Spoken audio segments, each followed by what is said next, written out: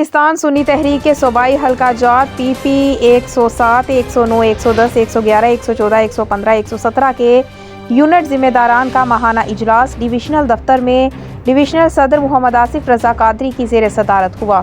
ہمارے divisional bureau chief Rana Faisal کی تفصیلات کے مطابق مہمان خصوصی مولانا بہادر علی رضوی اور مولانا عادل رضا قادری تھے۔ اجلاس سے خطاب کرتے ہوئے محمد آصف رضا قادری نے کہا کہ آئندہ بلدیاتی الیکشن میں بھرپور حصہ لیں گے۔ بلدیاتی اداروں کے قیام سے عوام کے مسائل حل کرنے میں مدد ملے گی۔ حکومت پیٹرولیم اور بجلی کی قیمتوں میں اضافہ واپس لے۔ قیمتوں میں اضافے سے مہنگائی کا طوفان آئے گا۔ حکومت عام آدمی کے مسائل کے حل کے لیے عملی اقدامات کرے۔ عام آدمی مہنگائی اور ظلم کے چکی میں پس رہا ہے۔ پاکستان سنی تحریک اسلامی نظام کے نفاذ کے لیے جدوجہد کر رہی ہے۔ ملک کی ترقی، سلامتی اور استحکام کے لیے حکومت اور محب وطن اداروں کے ساتھ شانہ بشانہ کھڑے ہیں۔ اس موقع پر مولانا بدر منیر قادری، میاں فیاض قادری، اویس پاشا، عرفان قادری، فیض رسول قادری، مولانا شوبان سیالوی، امین سلطانی، سمیع قادری، اویس قادری اور دیگر موجود تھے۔